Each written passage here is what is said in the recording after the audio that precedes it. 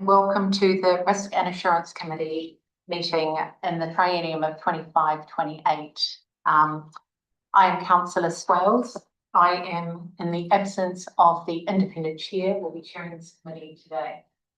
I will open this meeting with a Karakia. Ko te awa kairangi e ho e tono o te kore nei. Tua kai nā tahi nā whakarero, tui nā kai te rero, tia nā tai te whakatanga, hi whakate tihu mei hi hapuri. Humi e, hu e, tai e.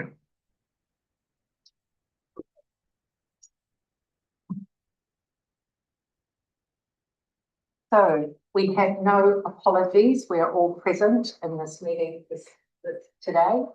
I would like to move that we now move to any declarations of interest. Does anyone have any declarations of interest to declare? Councillor. Just move. That might be an apology if we run up to 3 o'clock. Thank you. Councillor Kerry. Noted that post 3 o'clock you will be leaving the meeting if we're still in session. Can I have a seconder for that? I will. Thank you, Mayor Zay. Right. Declarations of interest. Do we have any declarations of interest? Conflict? No. Okay. Moving right on, we now have public forum, and we have one person who would like to speak in public forum, and that is Stephen Pattinson. So, Stephen, I would like to ask you to come up to the public forum. Stephen Pattinson is going to be talking about Item 7, which is the strategic risk management report. Item 11, which is the health and safety. But before I get Stephen to speak, I'd also like to acknowledge the other people that are here in the public forum. Normally, we don't have anyone come to this committee. It's not viewed to be a meeting that people find interesting, but thank you for your participation and your attendance. Stephen, we will give you 5 minutes to speak, and there is a clock that will be on the wall that you can keep an eye on, and we'd like you to keep within those 5 minutes. The clock is down here. So we'd like you to keep within those 5 minutes, and I will ask you to finish, because then we'll open the floor up for any questions that may be for you. So the floor is yours, Stephen. Thank you, Chair. My talk relates primarily to agenda item 7, the strategic risk management report, and to the governance question of how Council identifies and monitors natural hazard risks affecting the community.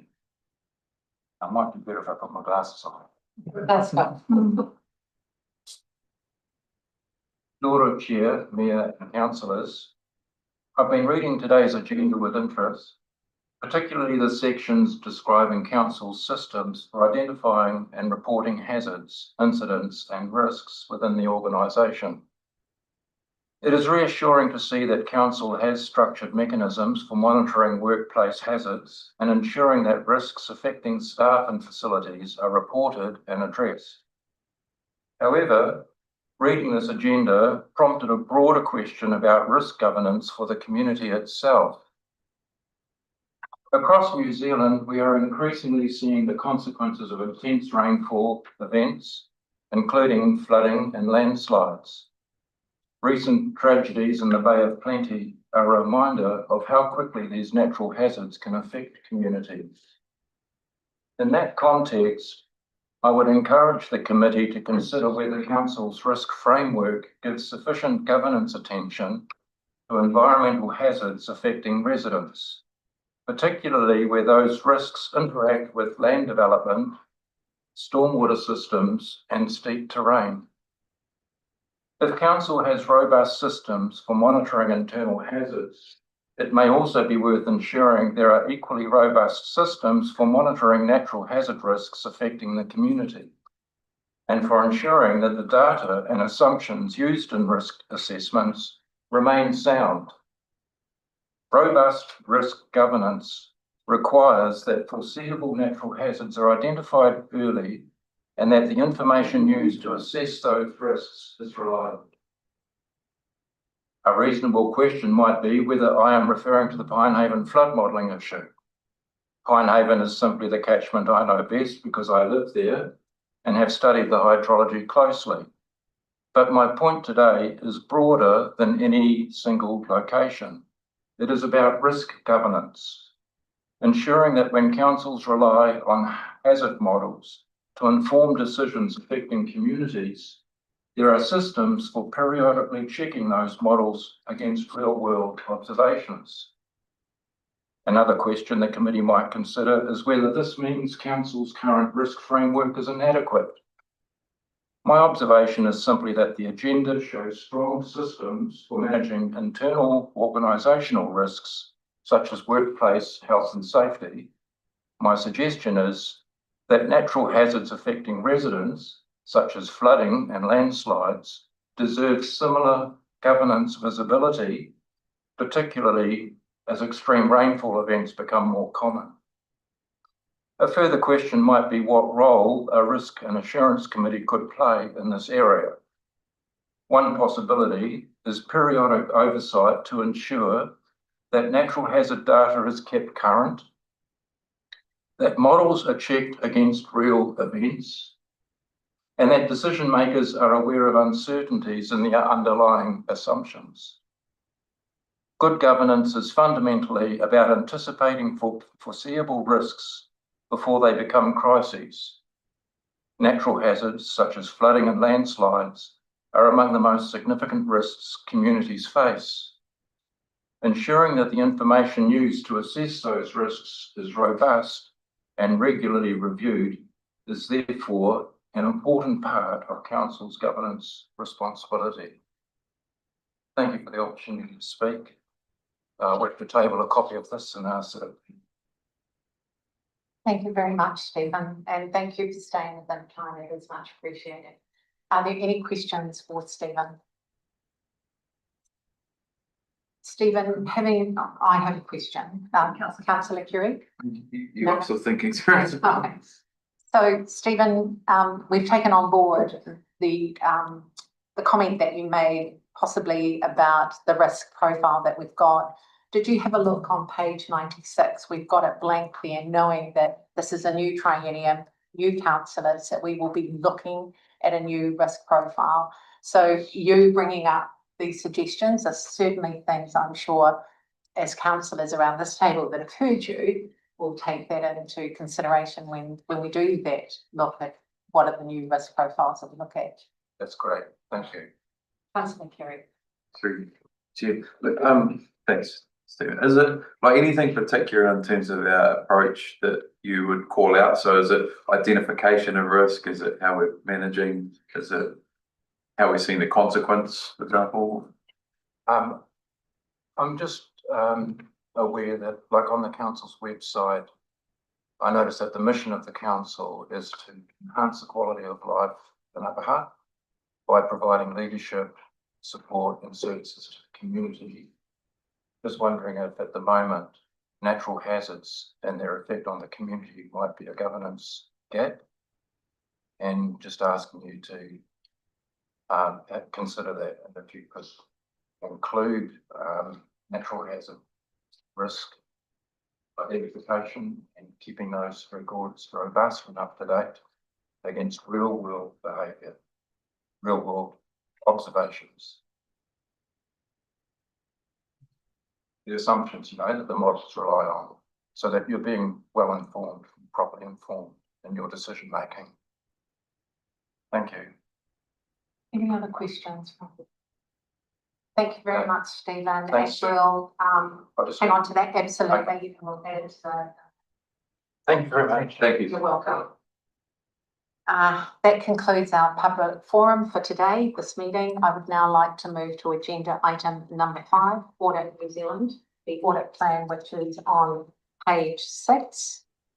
I believe we have Debbie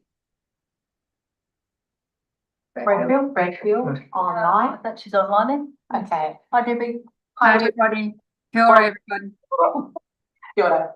So on item 5, before I open it up for any questions, I'd like to hand it to our Group Manager, Corporate Services and CFO, Kate Thompson. Do you have anything to add before you hand over to Debbie, Bradford.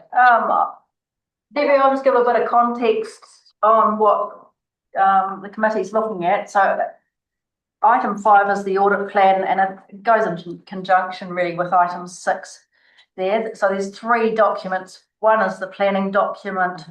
The second is called the engagement letter, and essentially that's a responsibility letter on who's responsible for what.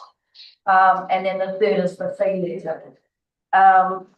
I suppose the only thing I'd say is, and it's noted in the papers, is that council must be audited. This is a legislative requirement, and these documents set the plan for how that audit will be undertaken for the year end 30 June 2026. And I suppose the only thing I would add is that this year, and Debbie might want to talk to this more, but item 6 is that there's been a change to the process. So we've already had our interim audit, and we will have our pre-final audit in June, and then the final and year-end audit will be in September. And that approach is designed to take the pressure off the September work, I think, is my way of saying it. Debbie, I don't know if you have anything to add on that, but that's all I would say. I think the fee, it is just for noting, it is CPI increase, but back to you, Chair. Right. So Debbie, we've kind of introduced item 5 and 6 in that introduction. So I think just for people online who will be following us, if we could actually just take each of the agenda items separately and talk to item 5, which is the Audit New Zealand audit plan. And if you could just walk us through that first before I open up the floor to questions for you. Thank you, Debbie.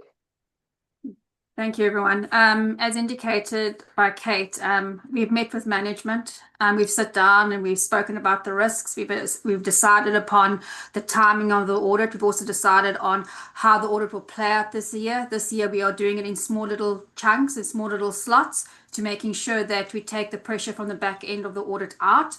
What this plan basically does from the beginning to the end, it first of all talks about risk, it talks about the plan, when we're coming in, and that we will have certain interactions with various people in the council. And that's what really this plan is really about. It's just basically saying to everybody how the audit will play out and what we're really looking at.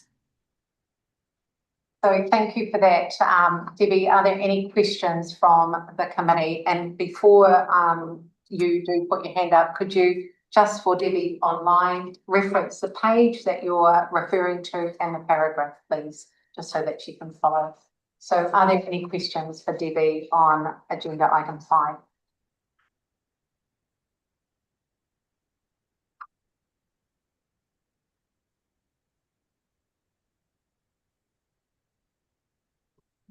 Councillor Wheeler. Yeah, Debbie, just with the timetable, Yes. are the times realistic? Are they, you think they'll be to plan? We have worked with management. I think we've got a plan for both sides. So I think we all work to carry on sticking to that plan. The plan is achievable. And I think the plan's also more is in line with the previous years. The only thing different is we've got smaller slots at the beginning to make sure that the back end has less amount of work. So I do think that the plan is achievable, to be honest with you. Thank you. Any other questions from the committee? If there's been no other questions on the Audit New Zealand audit plan, I move that we receive it. Thank you, Councillor Curie, for seconding it. Is there any debate? Sorry. Oh, Question. sorry, Councillor Curie. Just sorry, through you. Just a real high level one, because again, this is my first committee to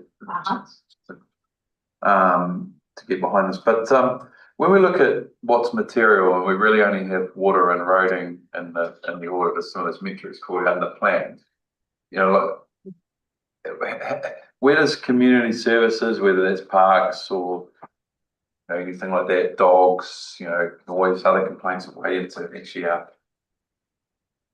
into the provision of service, or what is material? How's that decide as what's material by Audit NZ? I will let Debbie.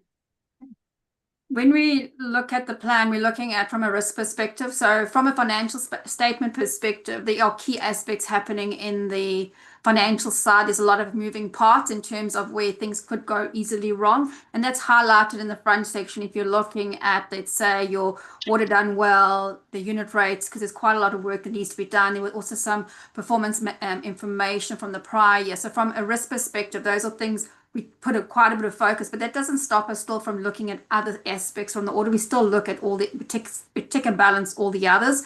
You'll also see in the plan further on, we've quite a section called performance information, where we actually look at quite a few of the DIA mandatory measures.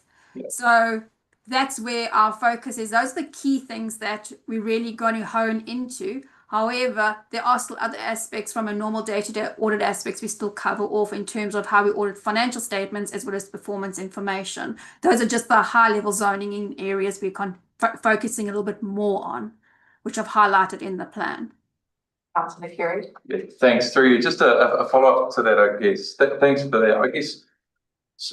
So I recall from our audit last year, things that we called out was quality of ride, for the road surface as a thing, and I can understand the cost of roading, but and Polly's probably not a well-formed question, but often what feels more material to council are some of the legal issues we get into from, say, how we have our levers from, I don't know, regulation of noise or of height, or planning arrangements that can be far more impactful financially for council when we get tied into other kind of legal matters or regulatory matters. And so I guess I'm wondering why something like a road condition, not road issues per se, where there could be a safety type thing, but things like smoothness of ride come into a material matter.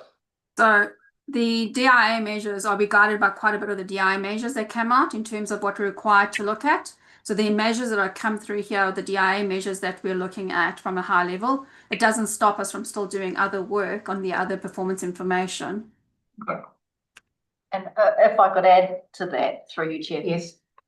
Remember, council set some measures, performance measures in your long-term plan. Okay. So there's the opportunity there for councillors to set those when we go through the long-term plan, ones that are over and above DIA. So there is that discretion, I'll use that word, Debbie, for them to for councillors to choose what it is they want audit to focus. Yes. Yeah. That is correct, because the long-term plan audit and the considerations relating it will be coming up for next year. So that's also a good aspect to sit down and saying is, are your measures what you're really intending to be in terms of those focus areas? Okay. Thank you. So we still have the opportunity to have that input if we want them to specifically look. Any other questions? Sorry, I was a bit quick on closing that. So the recommendation is that I will move the recommendation, which is that the Risk and Assurance Committee notes the content of the Audit New Zealand Audit Plan report and its attachments. I've got you down, Councillor Carey, as a seconder. Is there any debate? With no debate, I will call for a vote. All those in favour, please say aye. Aye. Those against, any abstentions, carried. I'd now like to move to item 6 on the agenda, which is the Audit New Zealand Letter of Engagement and the Fee Proposal Letter, which starts on page 31. Would you like to introduce this paper, Kate? Yes, I'll try again. You've got two papers from Audit New Zealand there. One is Chair says letter of engagement, and the other is the fee proposal. These are pretty standard documents. You'll note that what I would draw your attention to is paragraph 5, the letter of engagement, which, as I said previously, covers the various responsibilities we each have to making the audit successful. The letter of engagement is a 3-year letter, so it's signed once every 3 years. And normally the fee is set at that sort of time as well, for the ensuing 3 years. This year the fee is being set for this 1 year only, and will be reviewed, I think, after for next year, for 2027. But the point is, we have a letter of engagement for the upcoming 3 years. Yeah, and I think that's what I would say. Debbie, did you want to add anything to this before I open it up for any questions? I think Kate has put it quite nicely. I think, as Kate's indicated, audit engagement, it's just a standard letter, roles and responsibility. The fee letter is basically a standard letter. All it basically indicates is the hours will stay the same, increased by CPR, which is considered reasonable. Fee will be reset next year because a lot of changes are happening in this space. Okay, thank you, Debbie. Any questions from the committee? Nia Zay. Well, thank you through you, Chair. I first want to say I appreciate you limiting the increase to CPI and waiting for the next year 2 and 3 fee proposals. So thank you for that.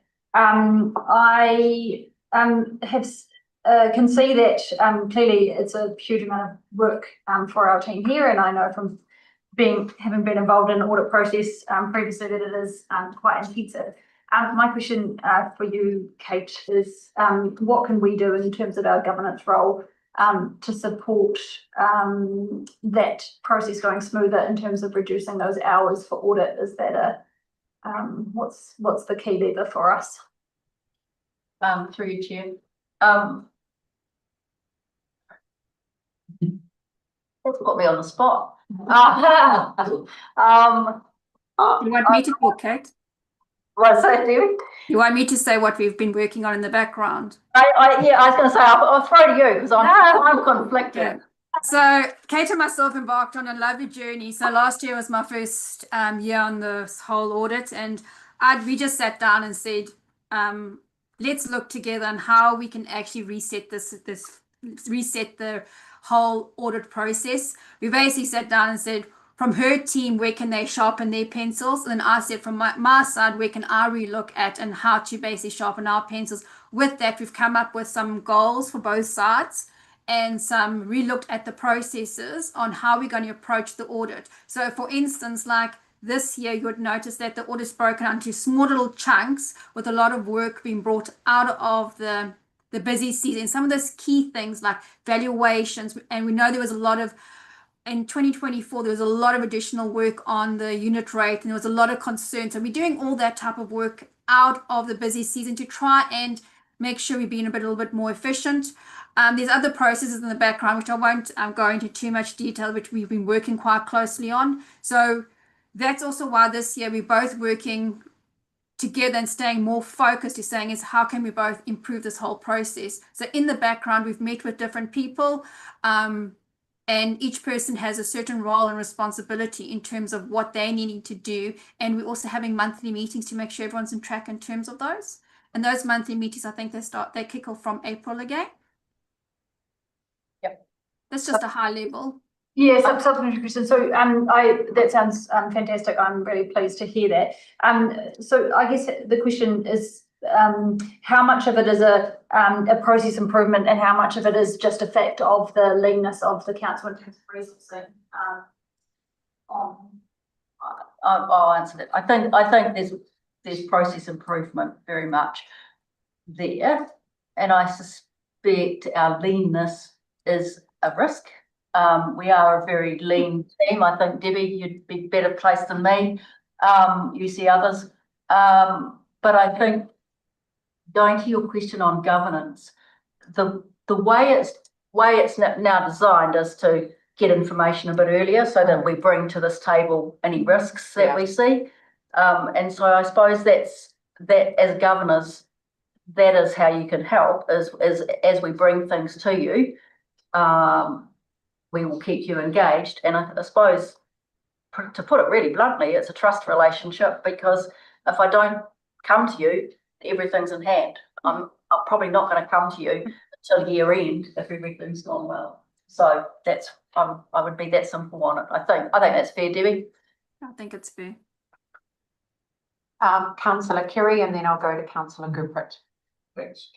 We trust you, Kate. There's process and then obviously leanness. How much is, because we hear about like the systems, like Wellington Water, and the amount of systems and record keeping data, just how clunky it can be. Is that a case as well for us, or not so much. No, I don't think we're anything near that. I mean, I think Upper Hutt City has a solid ERP system. It's a widely used one by councils, our ERP system. And we've made some good improvements on our reporting last year. We put a lot of energy into reconfiguring our various ledgers and tidying up old accounts, etc., and reconfiguring how projects and programs work in there. And yesterday we did our annual plan budgeting through the new process, which was our first time, so that was good. I think. So I think the internal control environment at Upper Hutt City Council is sound and solid, albeit a little bit old-fashioned, but it works. I think. I don't think I'm being unfair there, Debbie. I think we've got business processes, we've got system processes, and I think they work quite well. Councillor Dine. To you, Chair, when the water's out next year, is there any predictions of the fees coming down? Oh, that's a Debbie question. So there's a lot happening with regards to financial statements in terms of what assets are moving out and where we land. So that's also why the fee has only been set for 1 year. So there will be a change in the fee, and that has to be re-looked at and renegotiated. And that's something Kate and I will work through in the new year. Thank you. Neze. Through you, Chair, on page 49 it talks about the proposal covering just the Upper Hutt City Council, not Whirinaki, Whare Taonga and Maidstone Park Trust. Is there a schedule for that to be audited as well, or is that only opt-in? Yeah, the schedule. They are audited separately. Yeah. They are audited as a subsidy of they are both audited as a subsidy of council. So the audit work that is done by Audit New Zealand is at a consolidated level, but their detailed audit is undertaken by different auditors. Also Audit New Zealand appointed, but different auditors at the detail level. Because I remember seeing the audit fees on there, but that makes sense. Yeah. Thank you. No, that's clear. You're fine? That's clear now. Okay. Any other questions? Councillor Wheeler. Thank you. Debbie, just to follow up on Dylan's question about rather than the cost, but with water, is water a big contingent of the audit? And by taking them out, we would see less work involved in it for next year, so hence less hours, because we've consistently been 1,500–1,600 hours. So there will be a change in the fee. There will be less hours, but we need to reset the fee to make sure that the fee is reasonable and that the right amount of hours are removed. And that's also why it's important from Kate and my side to make sure that we've done the best we can to make sure we be efficient as possible, make sure we're removing out the right amount of hours in terms of the water, because the water is a big part in terms of it's not just assets, it's borrowings. There's quite a bit that needs to be re-looked at. It's a total rebase fee. So that's also what we are working on in the background, and why we need to that's why we both of us been looking at our processes and how we can be more efficient. Thank you.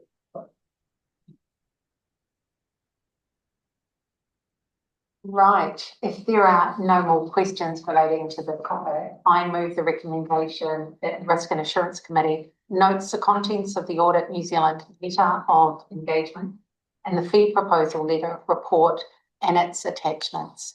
Thank you for Councillor Wheeler for seconding it. Does anyone want to speak to the item before we take a vote?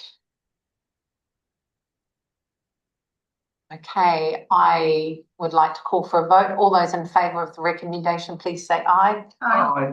Those against, any abstentions? Carried. Thank you, Debbie. I look forward to our next engagement. Thank you for your input. Thanks, everybody. Right, I would now like us to move to agenda item number 7, which is the Strategy Risk Management Report on page 55. Kate, do you have anything that you would like to add to this report before I open it up to the committee for any questions? Thank you, Chair. I suppose, in putting together this paper, I put a lot of things in here for background. For example, the risk management framework, which sets out why we do what we do.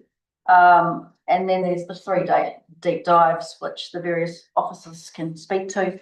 But I think the thing I'd just like to highlight is this is a continuation of the work from the last triennium, and there's a workshop due in April for this council to reset their strategic risks. The only other thing that I would draw your attention to within here is we use the risk area as a way of monitoring assumptions that we made in the long-term plan and where things are at with them. And so there's an update there on the LTP assumptions, where they're at, and page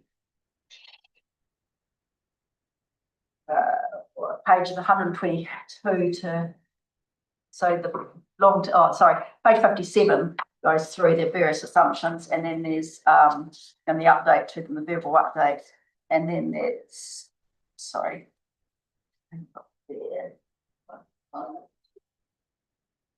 page in pink that has the long-term plan assumptions written out, and just has a chronological update of how we've been tracking against those assumptions and the changes that have occurred. Page 95, sorry.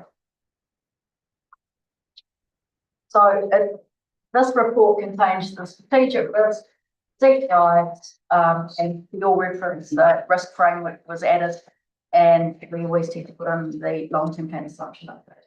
So that's all I know. There's nothing. No. Thank you, Kate. So I'd now like to open it up to the committee. Are there any questions on the paper that is before you? Mirzay. Start with a very serious question. So in relation to the external shocks, clearly there are many, and at the moment the war in Iran is one that everyone is keeping an eye on. I wondered if there are any, if you have a perspective on the kind of unique key implications that might have, in particular in relation to the fuel limitations, if this war in Iran continued at the rate that's going now. Through the chair. In reference to Para 11 and the World Economic Forum that I put in here on a regular basis, the Iran war, there's a lot of narrative around what it's going to cause, and so we don't know. History would say that the Ukraine war caused an increase in transport prices, construction prices, and so there was a direct impact on council services, is what I'm trying to say with that. I think the other risk, so there's the unknown, which will be driven by fuel. But then the other is the interest rate risk and the volatility that creates, and so the debt, and when we're hedging at the moment, the interest rates are lifting already a bit, but we don't know. But that is the biggest direct risk to council, is future borrowing costs if this is sustained. And then there's the obvious CPI and what that does to operational costs. So that's probably as conclusive as I can be, but yeah, it's the direct cost is the financing costs. And going into autumn, obviously there might be a weather event or anything which will have pressure on our petrol and diesel, because the country doesn't carry that much stock. We don't have a lot of stock, so it's a great question, and it's something that we as a council need to actually accelerate and keep an eye on it, and expect to get some reports back probably from the CFO and the CEO when it comes up as maybe an extra agenda item that's given to us further should anything change. Councillor Mirza. You just supplementary on that, so in relation to the fuel question, if there is some form of rationing of fuel over the period of time, if we get closer to depleting that to 28 days supply, are there business continuity plans around fuel rationing? That is a very good question. I'll take that one away. Okay. Because it's probably sorry, Tim. It is an operational question for Tim and Mike, because the pool, I'm just saying pool and other services, so. All those, I think, through you, Madam Chair, I think all those sort of impacts of the supply chains and materials flowing in and out are always constantly under review anyway, given the pressures and particularly the scale and scope of the work that we do. It's not huge, so we're not a huge purchaser of any of that sort of material, fuel and things. So it's always a tension in there and things that we keep on our radar and keep talking to our contractors and suppliers about. So it is front of mind. I mean, obviously the impacts of conflicts across the globe are challenging that in a lot of different ways and making things a lot more trickier than normal, but it's always front and centre of mind when you're talking with your contractors and making sure we've got things at the depot that, emergency supplies, for example, from the best we can, and hold the stocks, or contractors hold the stocks that they can. So I think one of the questions that alludes to what the Mayor was asking was being kept up to date, I suppose, with regard to any comms that might have to go out with regard to contractors that may, that have a delay in any of the commitments or contracts that we've got actively. I'm sure that, if we just keep across it and from a governance perspective are kept up to date, we appreciate it. Thank you. Councillor Dillon. Through you, Chair. What is the key area that can impact the most in terms of inflation of the petrol diesel prices going up, and how much it can affect, if is there any figure to the rates increase? I probably cannot answer that question with surety. But I think it's, I'm mindful of Tim's response to the previous question, and I suppose I would add to that is we do have a number of fixed price contracts. Yeah. So it is that mix and getting that balance right, because you want to be able to keep moving. So I can't answer the question of what percentage it would impact the rates. We always build into our budgeting some form of contingency, because nothing ever runs a smooth line. But the question comes down to the contingency being enough. I suppose I can say we tend to be fairly conservative in our budgeting. Thank you. Councillor Carey. Thanks, through Chair. It's probably gone into two questions. So the first is sort of around that, like it's the second order impact. So if we're looking at fuel costs and everything, and even just gas, LNG, and what that impact is on people, particularly through winter, and their affordability for just heating and whatnot, that flows on to rates. So, which, I guess, what are the kind of guidance you'd be seeking from, probably not from this committee, but from council, that we should be looking at if that's a real crunch point, like if it gets to a crisis in affordability? And then the other one is, are they operational decisions with some of those contracts, or are they more governance priorities, or is that kind of based on severity for like the contracts and the price hikes? The second one is an operational decision. Oh. Yep. And the first one is a takeaway to bring. I mean, I'm just sitting here thinking how you monitor the likelihood, the risk around that, and that is a bring back as we observe. Okay. Point, I think. Yeah. But I'm really appreciative that you've actually brought that question up, so that we know and the community know that it would be something that officers would be taking away to look at. So thank you. Any other questions? Liaison. Through your chairs, on the one of the deep dives, there is on page 97, the explanation of emotional stress from high workloads, and the categorization of partially effective control. As again, in our governance sense, what I'm very conscious that in this organisation there are individual staff members who take on a whole workload and have no other staff members to back them up if they're not there in particular areas, and sort of the single points of failure issue. I guess my question is, what would be the advice in terms of something we might get back on that issue, and how we might address both the single points of failure and the high emotional stress from workload? Yeah. Through you, Chair, that's sort of hard, isn't it? And it's the I suppose from an operational perspective, we need to manage our resourcing, but yes, it is a very lean resourcing. So from a government perspective, it's when we agree work plans and that we stick to those work plans, or realise that something might have to give if we agree to do something else. But just looking at that, also the environment that our staff work in, yes, it can be quite emotionally charged, and it's just something we're very mindful as an organisation, and we'll put plans in place to train our staff and support them, but things happen and we just have to act as things happen and put in place what we can.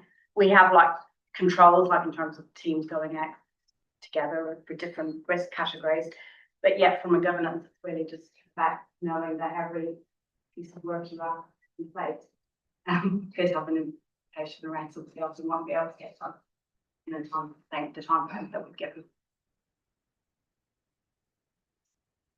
So obviously, I don't want to dive into operational, but to follow up on what Your Worship, the Mayor has said, I think it's important that we understand what we're asking of our officers, and if it's fair of what we're asking. If it's important and we put it up in a category that we believe that it's on risk, that we don't do it, then we'd need to know at what cost is that, what is not going to be done. And sometimes that's not quite articulated at a governance level. So I think it would be really great if we could have those conversations between operation and governance, whether it's through the Mayor, the CEO, those conversations, or a contact to a committee. I think they're really important to understand that to look after our people, we need to make sure that what we're asking is realistic and in the time frame, and at what cost somebody's got to give. And that's sometimes not what's coming. So thank you, Sandra, for that. Are there any other questions on this paper? I'm usually quite quick, so I'm just going to count to 5. There's something comes up in the head. Yeah, in case someone is thinking. So I'd like to move that the Risk and Assurance Committee notes the information contained within the Strategic Risk Management Report and its attachments. Can I please have a seconder? Thank you, Councillor Dillon. Is there anyone that wants to speak in support or against the recommendations before we take a vote? I just one thing I want to highlight is there's a good analysis in here of the reputational risk loss of public trust, and I want to acknowledge that this is definitely a concern and a risk, and it's on our minds every day, and that we are trying very hard, but we acknowledge that it takes time to rebuild that trust with the community. So I appreciate the frank assessment of that, of those risks and where we're at the moment, and want to acknowledge that all of us on both sides, governance and operational, are trying to jump out of that short-term space and into the long-term space and build trust with our community as well. So we're trying. Thank you. Anybody else like to? Okay, I'm putting it to the floor for a vote. All those in favour say aye. Aye. Those against, any abstentions? If the motion, the recommendations are carried. I'd now like to move to item 8 on the agenda, which is the local water done well, water services transition risk report. We have Karen in the room. Karen still will. Yeah, so Karen, if you'd like to come up and sit in public just in case there are any questions for you. Is there, I apologise if I put you on the spot, Karen. That's okay. I can give it a first go and you can. But before I open it up for any questions, Kate, did you want to add anything? This report. Thank you, Chair. All I would say is this is our first report on separating local water done well as a risk. It is well into implementation stage and transition to Te Aki Wai that you're all aware of. This paper highlights some of the risks that we see, and we will continue to report on them. We've put a little table on page 101, which there just gives you a sense of where the risk is, the profile of the risks that we're seeing at the moment. So I think that's all I'd say. Did you want to add anything, Karen, before I open it up to the committee for any questions? No, I think that's about right. I think the papers. Okay, right. I'm opening the floor up to any questions. Does anyone have any questions? Councillor Dillon? So you Chair, what is the progress from Te Aki Wai's point of view about the billing for water charges? About the billing? Yeah. I'll hand over to Kate on that one. Is it pertaining to a certain page and paragraph? It might be 101.17, it says billing for water charges. Okay. Right, sorry. just above this. Just So Pat, sorry, I missed that. 28 to 32. Is that the paragraph 28 to 32? Paragraph 17, the table with the. Table, yeah. Yeah. So is the question, why is it? It's from the community's point of view that councils putting the billing through Yes. on behalf of Te Aki Wai, how long it's going to go for. Is there any progress from the last meeting we had? Oh, I think I understand the question. Do you understand? Yeah. So when it's going to transition from councils to. Yeah. So Te Aki Wai being brand new doesn't have any systems or processes in place.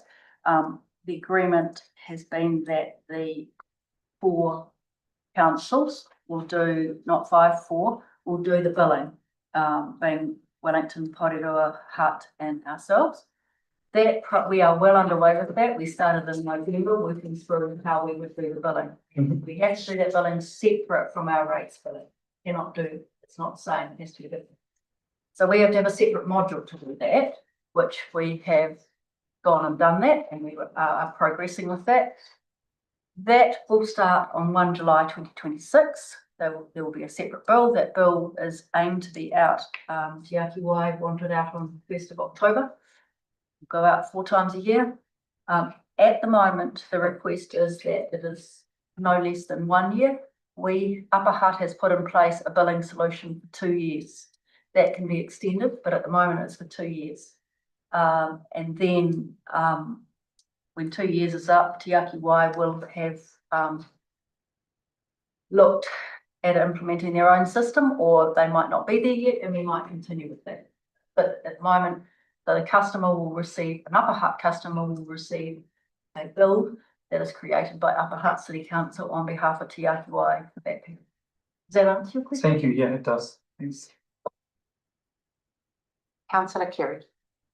Thanks for the report. I just have one question, possibly a recommendation for a future one, is maybe it fits under customer model and service delivery, but I'm sort of wondering if the biggest, a big risk that's not really captured is kind of that risk of failure, operational oversight. Like, I mean, I don't think necessarily more point scale, but when people have got half an eye between where they're moving at the operational level, does that create a risk of missing something or operational error at a treatment plant? Or, for example, service delivery feels like the customer facing front of, the call centre is working for complaints and we're going out to property and fixing leaks, but is there something bigger that's missing?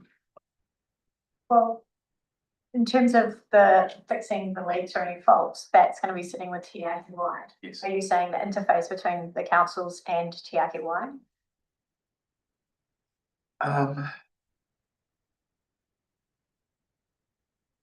Well, no, not necessarily. More, what is the operational risk of water delivery up until this point? But Te Ake Wai has this from Wellington Water. Is there like anything in that transition that?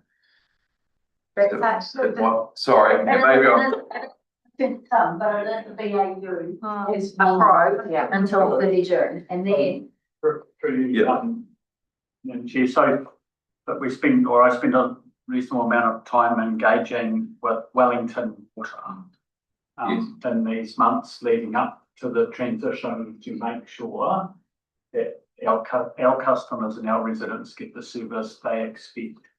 Have got some good connections into the business and making sure that we're sailing correctly towards that. And then we're engaging internally around who takes the lead for the Te Ake Wai. Also, I mean, I think the transition from an operational perspective will hopefully be relatively painless for our customers, but we are certainly keeping an eye on that and making sure that we don't allow the ball to be dropped on their behalf.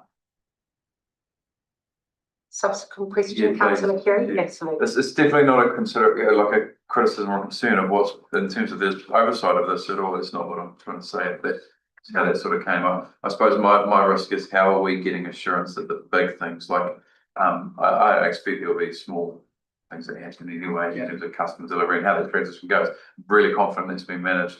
But if I was to have a risk matrix in there somewhere, major operational failure is one organisation is winding down another data. So are you talking, just to capture it, are we just so that we're quite clear, are you talking about maybe our CapEx program? Yeah. That's during, that is, you know, being programmed. entity at an entity level. Almost at an entity level type risk or Kind of a lift and shift anyway. it is Because it's an amalgamation of Wellington Water into Te Ake no Wai. tracking. So therefore you've got a CEO of Te Ake Wai who is working with Wellington Water to ensure your question is addressed, is how I would put it. And through you, Madam Chair, the staff at Wellington Water, they're tracking over to Te Ake Wai, so the engineering, the institutional knowledge, all of that experience is going into Te Ake Wai. Yeah, sorry. Apologies. I'll just sort of articulate my thoughts here because I maybe not asking the question. Shall I, I'm confident. shall I ask for someone else and then you think about it and then? Yeah. Back to Yeah, you? that works well. Does Thanks. it- Yeah. Music. I've got a number of questions on the billing. So first appreciate the assurances from the end of last year around that billing process and appreciate the really quick work to get it up and running. I have a question around the how that's tracking, how we are tracking in the billing compared to the other councils in terms of are we at risk of being further behind or are we ahead of them in terms of the billing set up for our organisation. And then, you answer that and I've got to say something very question. It's going to remain a high risk project. I will say that because there is a lot of changing requirements. I think I'll answer the absolute question first. We are pretty much ahead of a couple of other councils, but we need to be ahead because the way we're resourcing it is in along the horizontal approach rather than a vertical approach. So other councils probably have the resources to put people at it harder and faster. We have started this in November and we're tracking along. It's been challenging and it will continue to be challenging. And now I've forgotten the second part of the question. No, that was the question. So the second, can I? Yeah, absolutely. May I ask something?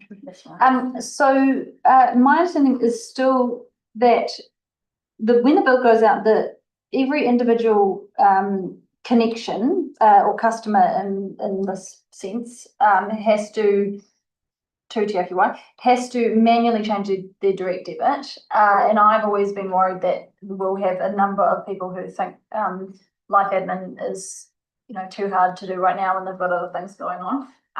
What's the proportion of people are we relying on for that to be quite successful? And then secondly, if we have a large number of non-compliance with that life admin process of changing the DD, what's the risk that we should be aware of in terms of the failure of that? Carrying the cost. Yeah. Through you, Chair. Upper Hutt has 52% roughly of its ratepayers who pay by DD. We need to separate, as I've said previously, we need to separate the rates bill and the water bill. So therefore a new DD needs to be established. We have worked with Te Ake Wai, all the councils involved have worked with Te Ake Wai to ensure that they have a bank account, which they have, that we can use. That means when ratepayers change their DD or establish their new DD, it will only be changed once. So that's the first thing that we were working to achieve, that they don't have to have interim steps on different bank accounts. We believe we have that in place. Then, I think I'm answering your question. Then we at Upper Hutt will scrape data and we will go and repopulate. We cannot establish the DD until we're given permission by the ratepayer.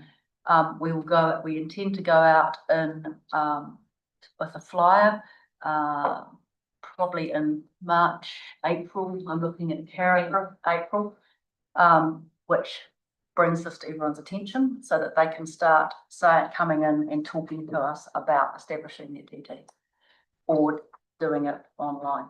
So we're working through how that process will work. I'm not willing to sit here and say it's locked and loaded at this point.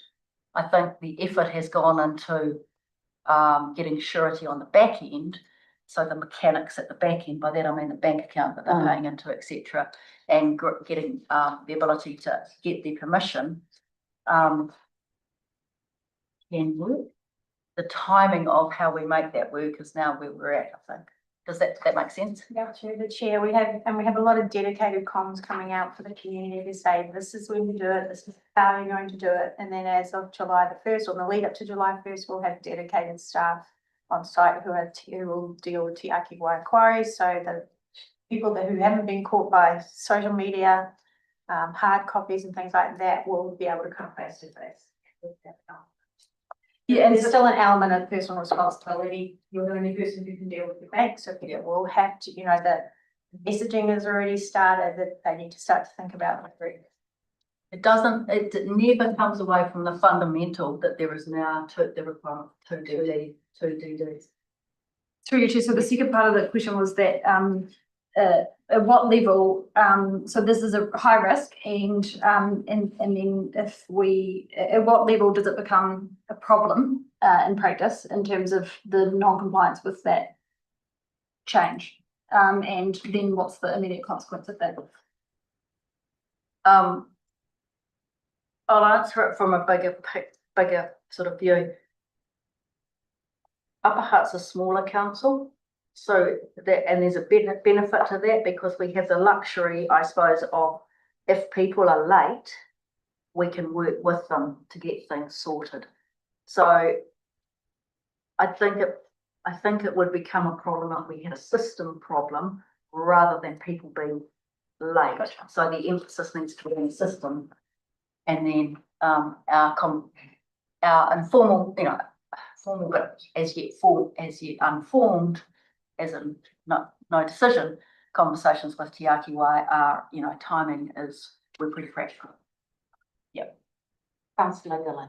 So you, Madam Chair, how are we differentiating the billing between the property owners and the tenants in terms of billing water separately from the rates? We are working through to have a property number and a customer number. Yeah. So we are still working through that, but that is what we have to do. And the debt collection is yet to be worked through, how we will resolve unpaid bills. That's something we were on the, we're talking about this morning, actually. So we've been in the project team this morning. There's Thank many you. ways to do it. We just have to work out which one. Thank you. Councillor Wheeler, thank you. Question with you, Kate. Also with billing. So the residential and commercial, they'll get a bill from Te Aki Wai. We collect it on their behalf. The monies. It goes to their bank account. So things like penalties and chasing debt, is that still our responsibility? That will, yes, it will be. That is what we've agreed in the 1 to 2 years, whatever the time frame is. So you can't, it is difficult just to do the billing and not do the debt management. So we will be doing the invoicing and billing and the collection of the monies and the follow-up of debt.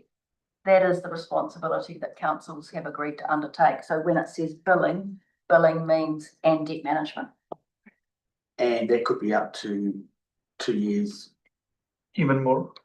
We don't know, but that's what we have signed with our ERP as a solution. So just, I have a question, following on the billing and the accounting. So our rates go out 4 times a year for those that don't do DDs. If they don't do DDs, what's the frequency of getting the bill, or are we looking at sending out the bill for the water component? Are we looking at a weekly, fortnightly, monthly, or on the same cycle as our rates if you're not a DD customer? Te Aki Wai have requested that it be 4 times a year. Okay, And so it'll go 1st of October and then follow from there on. thank you for that clarity. I'm going to come back to you, Councillor Cherries, for formalised. It's probably still a terrible question, but I'll try. I guess just having been through my own experience in new Crown entity starting up, and also then in the health system where all the DHBs combining into to water, and just knowing what that's like. Are we confident, I suppose, that, through the transition where things don't align because your email extension, all of that doesn't align, that we've actually got enough oversight there that those big risks will be managed and there's some sort of controls around that? Well, there's many layers of governance in this project, starting from sort of officer level through to the executives group and then through the partners, which so all of those levels. So I think that's a relatively strong governance framework, and the meetings are, apart from the chief executives, the big partners committee meeting is online. You can come to it, so they can ask questions at any time. So I think the governance framework is pretty strong. Subsequent question, Thank you. Councillor Cherry. So would the mechanism for any risks or anything change in that space? Would that come back through this report if there was any highlights to do the work somewhere else? I suspect we'll continue to report through this committee the risks as we see them. It's a good point. There's a lot of governance. Yeah. At various levels. Okay, I have a couple of questions. So when I go to page 102, para 19, para 20 or 19. So it says that we go out for public consultation for the water service strategy goes out from the 25th of March to the 22nd. I know that we don't control that, but elected members will be given a briefing on the WSS and provided some supporting information so that we can have conversations with the community. What is the expected timeline for that? Will we get it before the 25th of March, knowing that we're at the 11th? With your briefing cycle, your briefing will be on March the 24th. March the 24th. Thank you very, very much for that. My next one is para 21 on the same page. So there will be decided on the updated pricing information to be contained in the water services strategy, which I'm assuming is going to be part of, and it's an assumption on my part, part of that consultation paper. Is that correct? It's within the water services strategy document It is. itself, yeah. Okay, So you cool. have an opportunity to ask questions from Te Ake Wai, so be at your briefing. Great, thank you. I've covered the transfer of assets. My concern through all of this is I understand and appreciate that there's lots of governance and lots of layers of governance, and that we're assured there are lots of checks and balances that are in place and that we're continually having the conversation.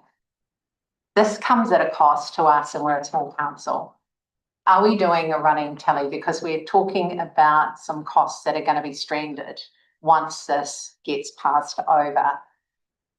Those stranded costs, are they incorporating the costs that we're burning up now at the moment?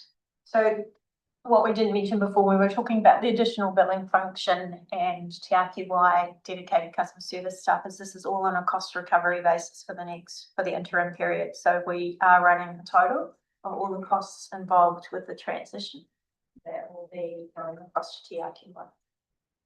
That's good to hear, because that was not a conversation or a comment that had come out before. And I was just had the fear of there was a lot of money going out and not a lot coming back in. I'd just through Said you. that. Yeah. To be clear, we will have stranded overheads, Yeah. costs that come from the past, and those are for this council to deal with. Yeah. The costs of implementing things for Te Ake Wai is what Karen refers to. So there's two quite Yeah. separate. But I just pieces want to of know expenditure. the stuff that they've Yeah. got us to do. We are billing. And that was highlighted in a paper that came to the workshop or council, paper that came to council on the annual plan in 25-26, April last year. We highlighted that there would be costs in there for doing that. Okay. My other question, and it's probably to you, Karen, we're talking about all of this comms and the communication and the information that's going out there. We know that we're an ageing population in this particular community. We know that people are not always connected through a whole lot of levels. Is there any conversation around whether we have face-to-face drop-in session or a drop-in session? There'll be there'll be online sessions during the consultation process for the water services strategy. Right. So we can connect to that. At any point, the community can send queries to Te Ake Wai through their website and ask questions there, or they can ask us. And we know that we're getting queries downstairs as well. And then as of July the 1st, we will have dedicated staff answering Te Ake Wai questions. And we will have hard copy comms going directly to residents, as well as social media, and there'll be print advertising as well. So we're pretty covered, but obviously you'll get questions as well, which is why we have given you FAQs and other tools and resources that you can use. So there's plenty of people for the community to ask about. Channel. Awesome. Okay, no, thank you. That ends my questions. Are there any other questions from my committees?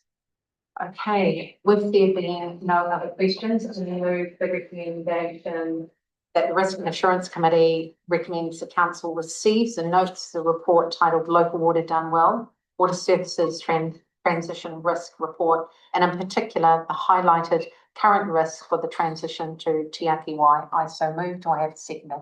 Thank you, Ms. A. Are there any comments to be made for or against the recommendation? Thank you, Karen. With there being no comments for or against, I'll put it to the vote. All those in favour say aye. Those against, any abstentions, carried. Thank you. We would now like to move to item 9, which is the Treasury report on page 106. I'd like to welcome to the table Mike Shirley, who is from PricewaterhouseCoopers, who will be coming to talk to you. But first of all, I'll hand over to the Group Manager, Corporate Services, who will give an explanation, then hand over to Mike, and then we'll open it up for any questions. So over to you, Kate. Thank you, Chair. Welcome, Mike, from PricewaterhouseCoopers, PwC rather.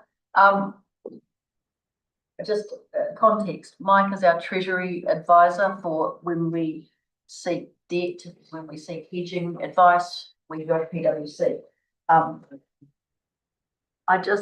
We thought it would be useful to have Mike here because we've been signalling in this report that we are likely to not be compliant with our Treasury management policy, which is contained within the papers, and we are not compliant with our Treasury management policy. That is something that we can be comfortable with, given the activity we have going on with Te Āki Wai and the upcoming debt transfer. So I thought Mike might want to talk to that, but it's just before we do, there's the context of being non-compliant and trying to get non-compliant. Now is not the time to put energy into trying to be compliant with our Treasury management policy. Again, because we're in a place where the council will probably never be in again. This is an odd thing that is occurring with the transfer of budgeted money is 106 million being transferred, and it has been an evolving sort of piece of work. I think when we sat here last year in August, the thinking on how that transfer would occur was completely different to how we have landed on that transfer. So the debt will be novated, and that was decided. LGFA agreed that in December, January, I think it was. Novated, to be clear, is basically my simple language. If the chair has the debt and it says the debt is that of Helen Swales, novation, if I can put it really simply, is we cross out the words Helen Swales and we put the words Kate Thompson on it. And I take on all the responsibilities that are contained within that debt document. So basically, we have incurred the debt for the ratepayers as Upper Hutt City Council, and on 1 July, we'll cross out Upper Hutt City Council and we will put Te Āki Wai on those debt instruments. I've put that very simply. There's some hedging that's slightly different to that, but that is essentially what we are doing. So that is why you will see on paragraph 29 and the forecast there, the debt lines drop away dramatically on 1 July, because that is the impact of the debt going across to Te Āki Wai and coming out of this council's direct responsibility. But I think that's all I will say. So, Mike, thank you so much for coming along, and we're going to give you the floor. I appreciated the time that I had with you yesterday, and I think it's only advantageous that you share your knowledge with my colleagues around this table and be there to ask any questions. So the floor is yours. Jolly good. Thank you very much. Thank you very much for your time. I guess, goodness, there's so much to cover.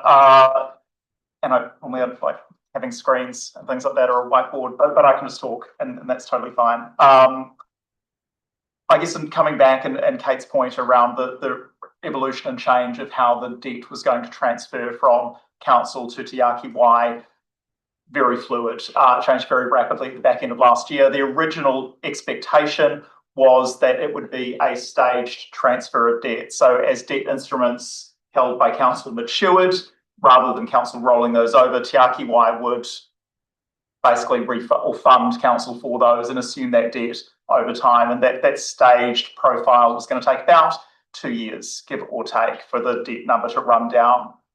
And as a consequence of that, rather than a sharp drop in the debt profile that you currently see there, that black line falling down, it was more a gradual drift over time. Councillor.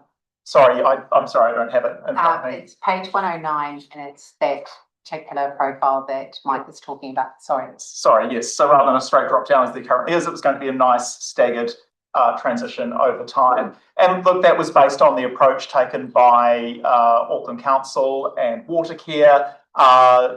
and really it was the only viable way to manage this efficiently and effectively and transparently and cleanly.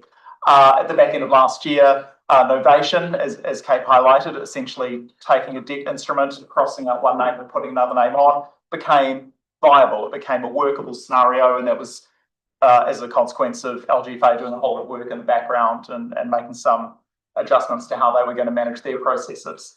And it's an elegant solution. It's efficient, it's effective, and it has the simplicity and purity about it. And on 1 July 2027, when your assets go, oh, thank you so much, your debt goes at exactly the same time. Assets vanish from council's balance sheet and appear on Te Akawa's balance sheet, and then at 10 o'clock that morning, or whatever the date time is, the debt associated with that goes as well. It's clean, it's efficient, it's easy. Unfortunately, what that means is that prior actions taken by council from a risk management perspective, from a funding perspective, based on an expectation that there was going to be the staged approach, don't quite align as nicely with that novation approach. So with a staged approach, you want to get that over with as quickly as you possibly can. So then from a debt funding perspective, you want to keep your funding short. Yeah, let's have funding maturities that are reasonably close to that transfer date, and then we can get that off our balance sheet more effectively, more efficiently, more rapidly. That was the right thing to do at that point in time. Unfortunately, or fortunately, really it is fortunate, because there is now a more effective and efficient mechanism, that novation mechanism. That means that from a funding profile perspective, there is a lot of debt maturing within that 0 to 3 year parameter. The policy defines 60% as the maximum amount of debt that can be scheduled to mature in 0 to 3 years. Council is going to exceed that. I think it's going to move to a maximum of 74%.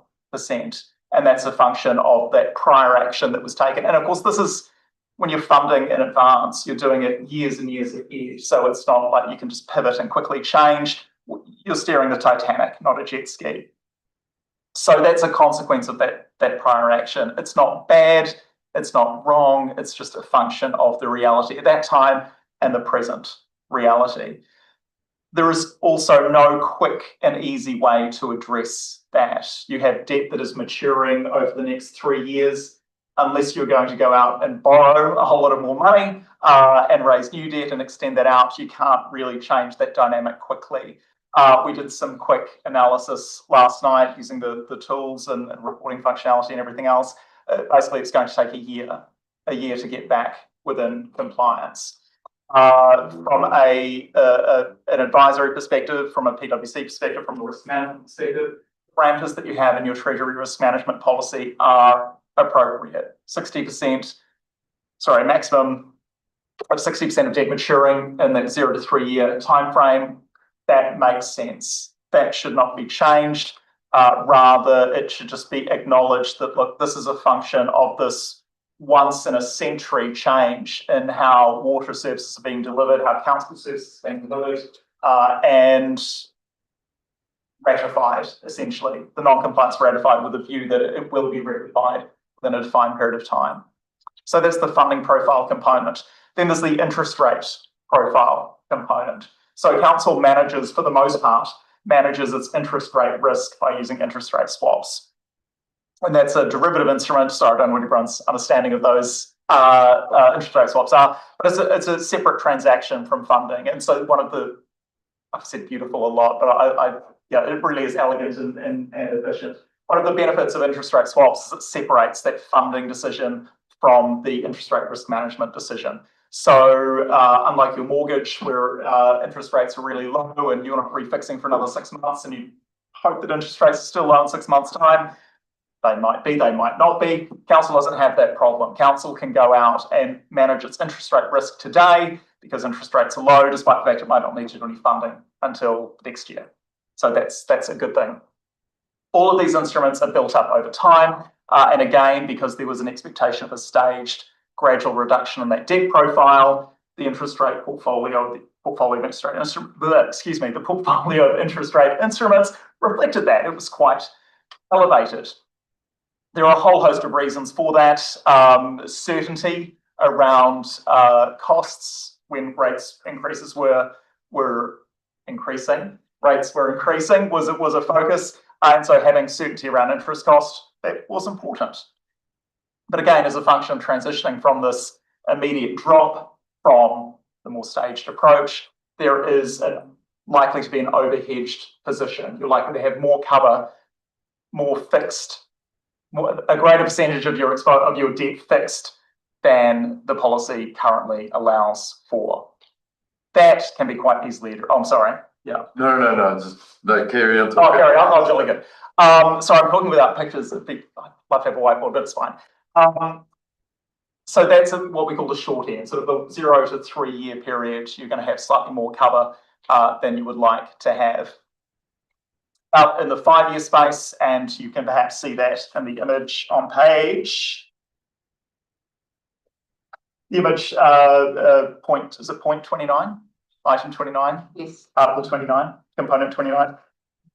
Yeah, so you can see you're sitting slightly above based on that debt dropping down. The yellow coloured in piece, that is the amount of fixed interest rate or the amount of fixed interest that you have in place. You want to be between the red line and the blue line. That's the sweet scenario.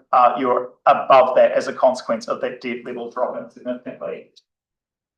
Further out, and you can see around 2031, you start to drift below the minimums.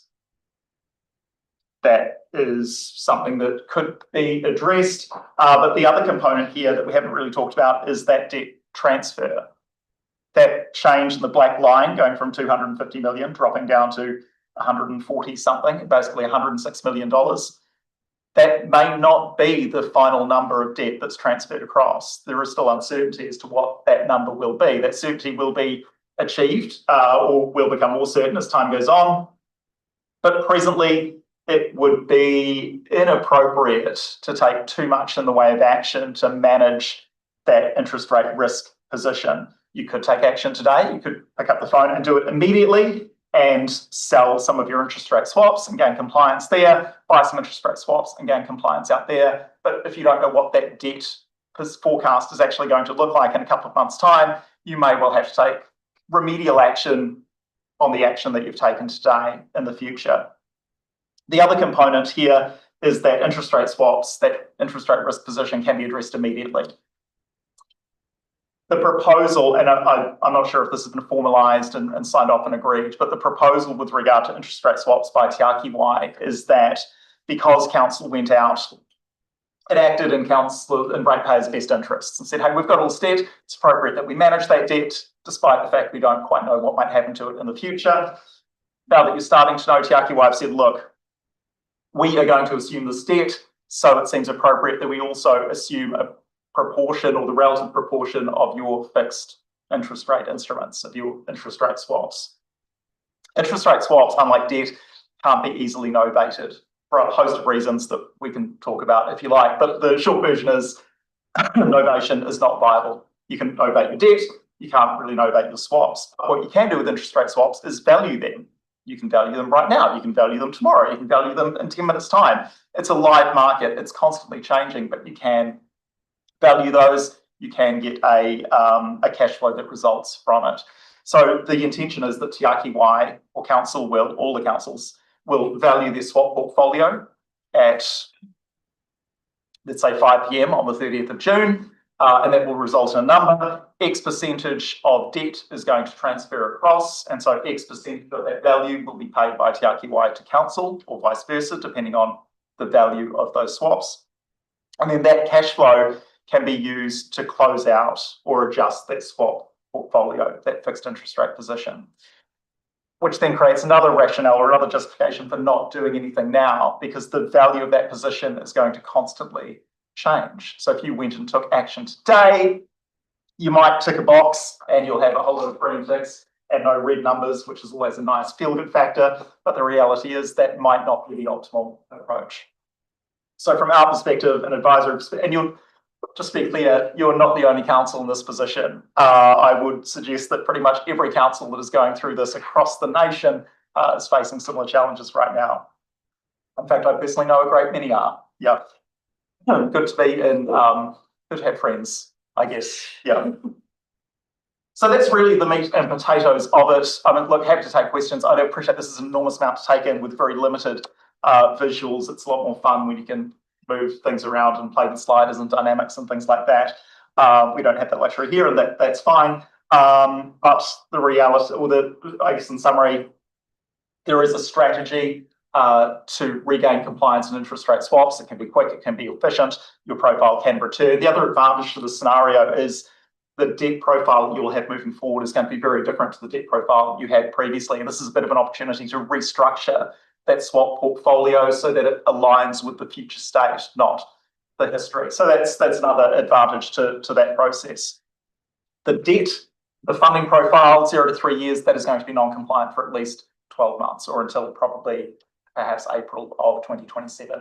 It may be addressed sooner, but there are a lot of unknowns, there are a lot of uncertainties.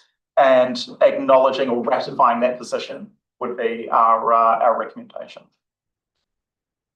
Taking a breath, I had a glass of water. After that, but yeah.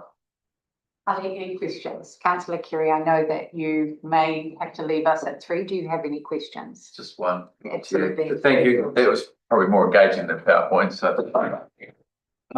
but so then, like we've got an improving financial rating, being non-compliant. On the balance of things, will this impact that? Because no. So sorry, I didn't mean to speak over the top. We engage with Standard & Poor's on a regular basis. They have a perspective or a general view that they're going to look through the noise around that transition period. This is highly unlikely to have any impact. You're not breaching any covenants. These are your internal measures only. They're grounded in best practice, but the policy parameters that you're working to are top tier. Yeah, they're absolutely gold standard. S&P will no doubt have interest in this and be able to sit down, and they're also quite pragmatic. And so they will sit down with Kate and yourselves or whomever else they might like to speak to, or you might like to speak to, and say, hey, you've got some non-compliance here. What's the story? This is why. This is our plan to get out of it. It's going to take time, and they'll acknowledge and accept that. And by presenting that same story, if they haven't already heard it, the plan was staged. The plan is now novation. Novation is actually better, and also this is only our internal policy parameter. There's no LGFA covenant that says you have to have no more than 60% of your debt maturing in the next 3 years. LGFA would probably like it if your weighted average term of debt was about 30 years, but that's not that viable or happy. So yeah, from a credit rating perspective, the very short answer, I gave a very long answer to that question, is no, they'll look through it. They'll be broadly happy. Yeah, not that I can speak for them, but they'll be pretty happy. Yeah. Great question though. Yeah. I hope I'm not repeating the question when I was in the emergency. Mike, would you like some water? credit rating. Oh my goodness, please. Yeah, I'd like to No credit rating. Thank you. Oh, no. Oh, yeah, it's okay. No real one needs the credit rating. Am I allowed? Oh, yeah, okay, mine's a different. Yeah, you can have on credit rating. Thank you so much. Sorry. No, thank you. And Councillor Kerry will be leaving us tonight. So thank you for your time. Ms. A. Thank you, Mike, that was an excellent explanation. In relation to the S&P rating that we have, our debt to revenue ratio is going down from 235, right? I think it's our debt limit of internal debt limit of 240 from 1 July right down to 134. Is that correct? Around There, yeah. roughly. And I guess what can we expect in relation to? I know the S&P had some concerns around our debt levels being one of the highest debt to revenue ratios of all of the councils that they monitor. What can we expect in terms of the sort of change in favourability towards the council on that quite significant shift from 1 July? Sure. So S&P, and different rating agencies take a different approach they have different methodologies, but S&P look at your prior 2 years, your current year, and your projected future 2 years. So a lot of that will already be captured in the favourable rating that you have. They will always have concerns. They will always say, hey, you know, this is nerve-wracking, or perhaps you want to focus on this. Like auditors, there will always be something that is wrong. I can't speak for S&P and I wouldn't want to front run what they might suggest or say, but S&P and rating agencies generally don't like to change. They like consistency. So if they have given you outlook positive, which they have, which essentially means a 1 in 3 chance of a rating increase in the next 2 years, they're very unlikely to want to switch back and say, oh, no, now you're stable because something has happened. I mean, another dynamic and component here, of course, is that you don't know what that debt number is going to be. The water debt or the water debt number that's transferred across may actually be less, and then that will have an impact on your metrics and ratios as well. But ultimately, yeah, debt to income is a key metric that will have implications, but those are likely already considered. Yeah. I think if I can add to that, S&P have consistently said that water going out of Upper Hutt Council for their purposes is a positive thing. Which is great. I mean, that's been consistent in the messaging we've had. And that won't be the same messaging that other councils will receive. It's all very independent and unique. And Thank you.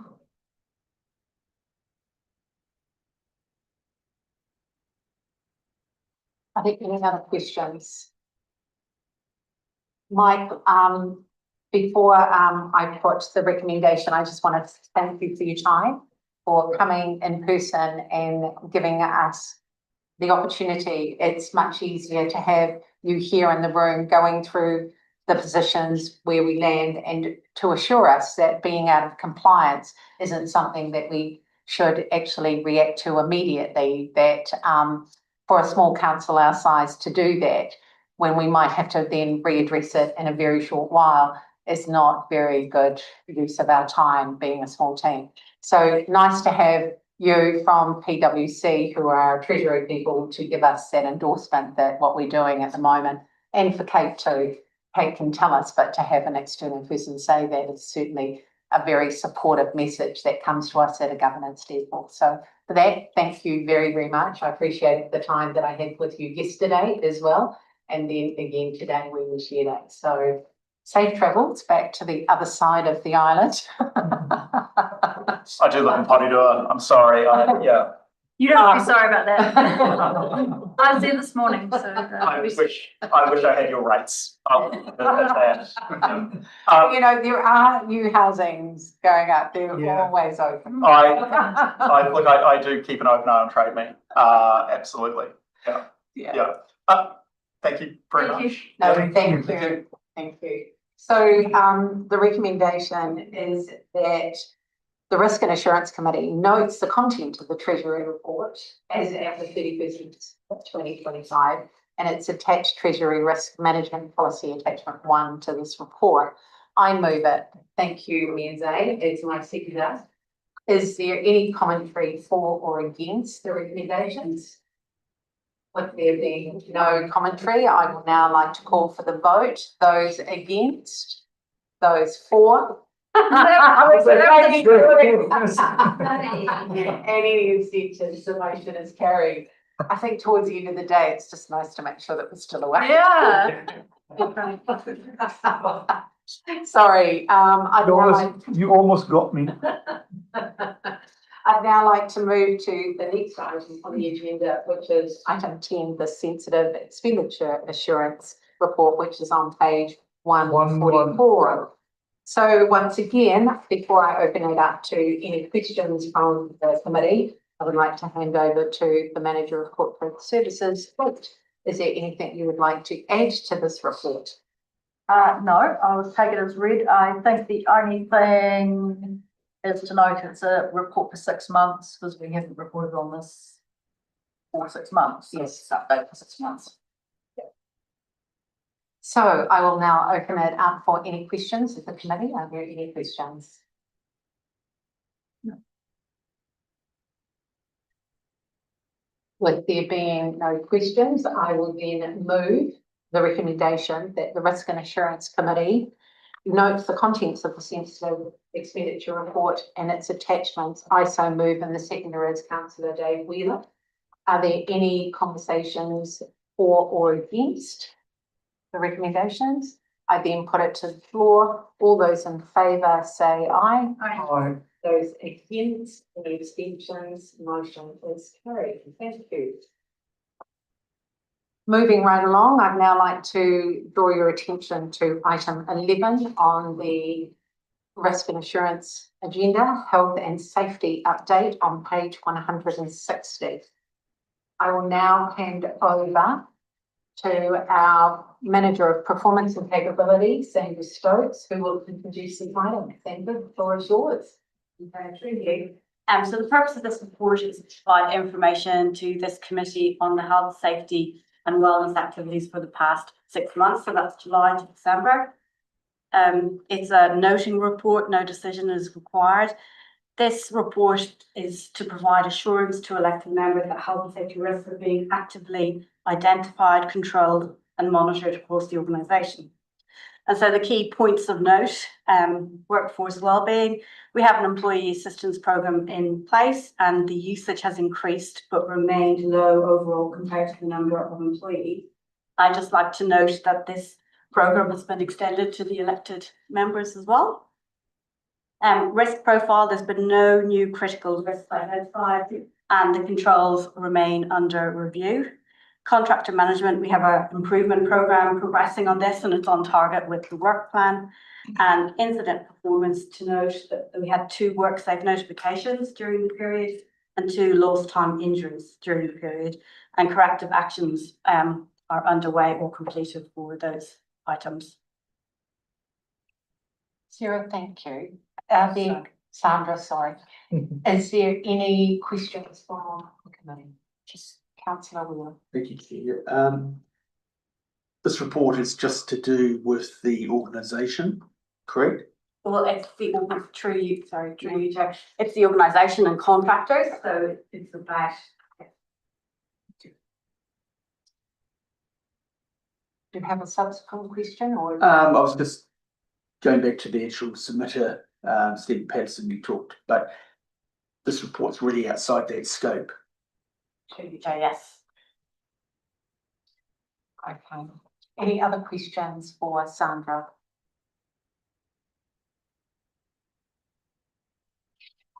Sandra, I have one for you on page 164, para 23, where you talk about the information from these forms is then compiled into a dashboard. The development of the dashboard is a work in progress. So do you see that as an ongoing work in progress or is it a finite date? Is it the programming? Probably ongoing work in progress as we refine this system. We don't really have a health and safety system, so we just use the resources as in an overall system that can do health and safety. So we just use the resources that we have and we're just trying to streamline what we're doing and improve that by using one of the systems that we have. I think we will get to an end date where we'll have it working how we want it to work, but there's just a bit of work that we need to do to get there. All right. And that's just really helping you pull all that information. Yes. That it's all in one place so that you can give a yes, I mean, this information used to come through on forms in an Excel sheet. This is just more of an automated way, but then you still have to pull that data across and manipulate it into reporting. All right. I don't have any other questions. Does anybody else have any questions? Okay, thank you, Sandra. So I'd like to put that the Risk and Assurance Committee notes a report titled Health and Safety Update. I so move. Do I have a second? Thank you, Councillor Dillon.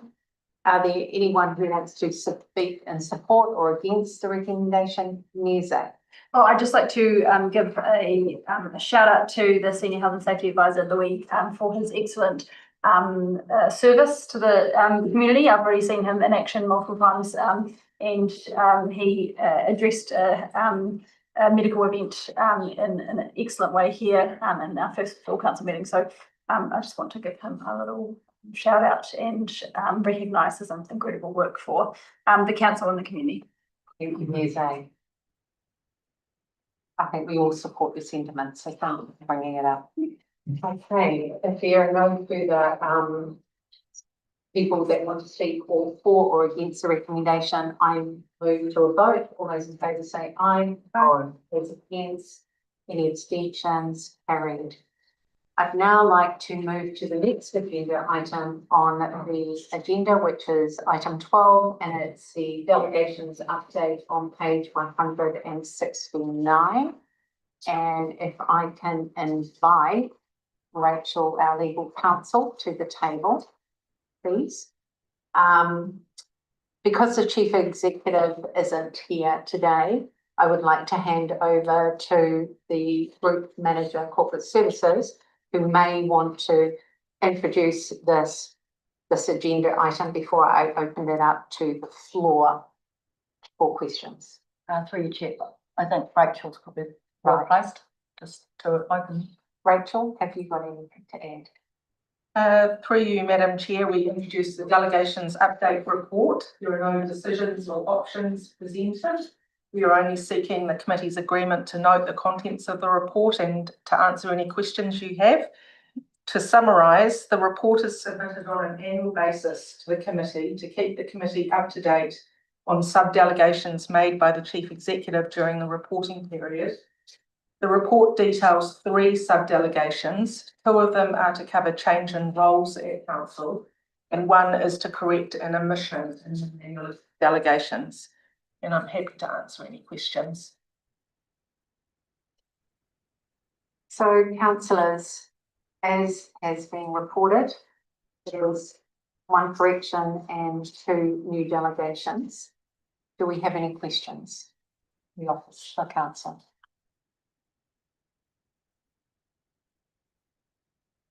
I think that's a sign that it's a great report, Rachel, that you put together when there are no questions from the councillors. So with that being the case, I move the recommendation that the Risk and Assurance Committee A, notes the contents of the delegation's updated report for this reporting period, and B, notes the contents of the instrument of delegation in this report, attachment 1 through 3. I so move. Can I have a seconder? Thank you, Councillor Wheeler. Is there anyone that would like to speak for and support or against the recommendations that are on the floor? With there being no one that wants to speak in support or against, I then put it to the vote. All those in favour say aye. Aye.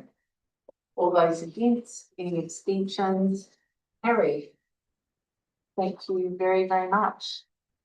Almost at the end of the paper. So the next item on the agenda is item 13, which is the legislative compliance update. And this will take you to page 179 of the agenda. Before I open it up for questions, I'm going to hand this over to the Group Manager of Corporate Services, Kate Thompson, who will introduce the paper. Thank you, Chair. I'll defer to Rachel, but before I do, I will straight away address paragraph E3, and I'm going to I apologise because I believe we have a number of the rumours that are late. We are working through those. You can see that the graph there has surged, but I do want to apologise unreservedly to councillors and to the public and those who have made the Leguima requests. We, as paragraph E2 says there, we have put in place some actions to, we believe, address future resourcing and therefore address our timeliness. So I apologise, Rachel, for going into a piece of detail on the report straight away, but I just thought that was important to say that to everyone and to make everyone aware of it. So I'll hand back to you, Rachel. Thank you, Kate. Through you, Madam Chair, we introduced the Legislative Compliance Report. The purpose of the report is to provide the committee with information on identified legislative non-compliance and other statutory compliance issues raised for the period 1 July to 31 December 2025. No decisions are sought. To summarise, overall, levels of legislative compliance remain consistent with previous reporting periods, with some improvement in Resource Management Act decision timeframes and ongoing work underway to address delays in LGWEMA responses. And I'm happy to answer any questions. So Rachel and to our corporate manager, Kate, I'd like to both thank you for bringing this paper to governance and in particular the Risk and Assurance Committee. From a public perspective, I think being really transparent, it's great to have an apology, Kate, to take ownership that our processes have been wanting and we weren't up to the mark in the sense. But I do recall that we had looked at possibly getting someone in to do this a number of years ago, but we went through a restructure and that never occurred. So it did leave a gap in the organisation. It's a pity that it's shown up now, but I do like the remedial pattern that is here, which is on page 182 under 3, where a number of remedies have been put in place where we've got a solicitor from Denton's who has been engaged to help work through the backlog. I know that it's going to take time to employ somebody, that's a process that we have to go through, but it's great to know that we've started that process. And as the chair of this committee, it gives me heart that we've got a process in there that we're working through and that we've taken ownership, that we've identified the problem and that we're working towards getting an outcome that will suit not only us as governance, but also the community that have put in their OIAs and the NGWEMA request. So thank you both for bringing it to this committee and also giving us a pathway forward of how we can address that. Thank you. But we do apologise. Thank you for that. So any other questions? Councillor Zane. I have a question on G6 about the Holidays Act. I know that this has been an issue for other councils, having been a member of a previous council who had to address this themselves recently. I'm assuming from the lightness of the detail here, we don't know the cost, have any indication of the cost implications of any remedial action from the Holidays Act. And if we don't, when will that come to us? I'll answer that one through Chair. We did some work in 2023 where we identified that we were largely compliant, but we know that the system we had at the time wasn't going to serve us to remediate and address any issues we had. So the first step was to put in a new system. We did that last year, as the paper says. We have a fair idea of how much we think the issue will cost this council. And I'm not prepared to say what that figure is, because it is an estimate based on the data we have, and until we get the expertise in to work out exactly, we don't know. But that is a project we've got on for the next sort of year now. We've got the new system in. So we might get an update in the next. So you will get an update through these papers as we work through the project later this year. Yep. Any questions from the committee? Councillor Whelan. Thank you, Chief. Just on page 183 G4, just with the identification of totality of protected records. Assuming they're hard copies to be put to digital. For you, Chair, it's a mix of hard copy and digital. And so the first task, if you remember, it has been reported that we took everything out of the basement down here. When we moved out for strengthening, there was some initial work done then, but we have to work through how much of that we can digitise and how much we keep as hard copy. And then it is a significant project to work through what we have, what we need to keep, and then getting it in order. And then ultimately you get to having a base for an internal AI system. if I can be so bold. Yeah, because I remember this is like 10 years it's been going on. And we've had this conversation before. The question you've got all the other ones, you've got ongoing completion date, ongoing, you've actually got a completion date of December 26. Yep, next stage. We have a program of works for this, and we've chunked it into pieces of work. So, for example, we will a piece of work will be the digitalisation of hard copy records, and there will be digitalisation. I'm simplifying it because before you can digitalise, what we have to do is go through in storage what we have and whether what we have needs to be retained. And then we need to put it in some sort of form of order and then digitalise it.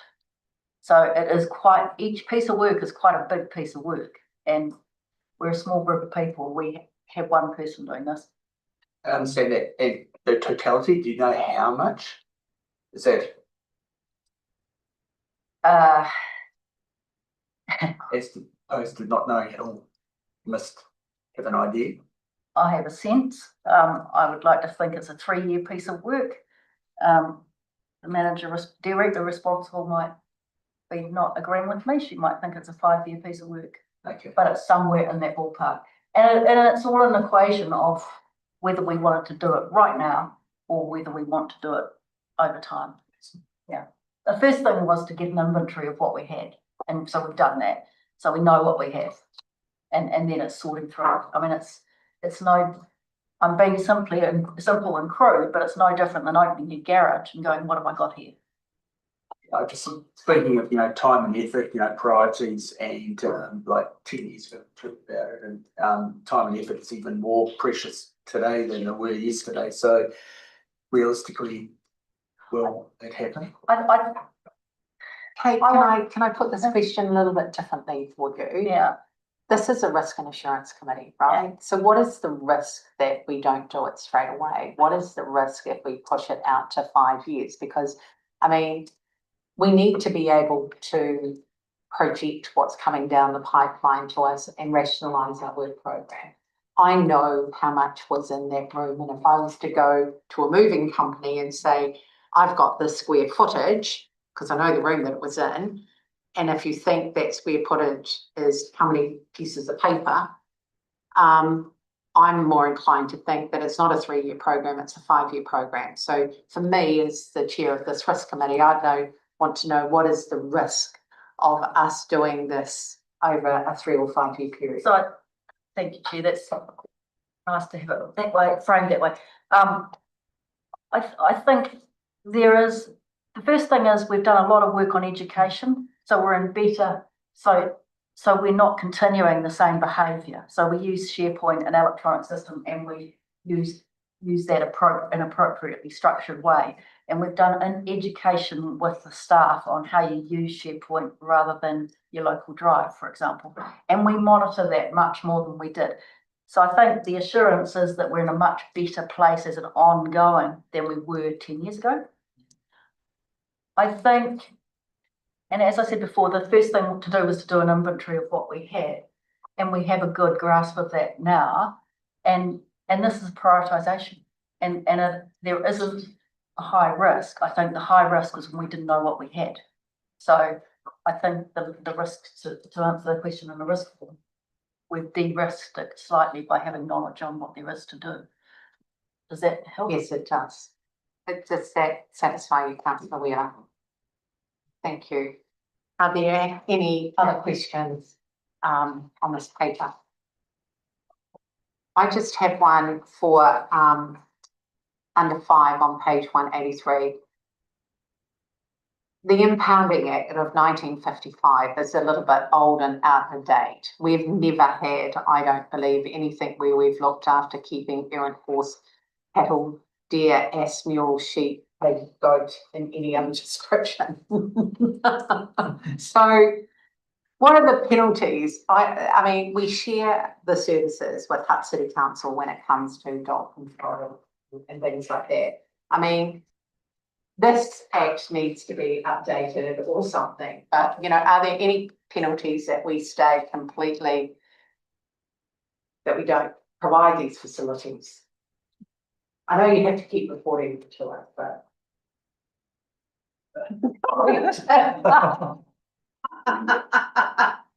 I should have warned you.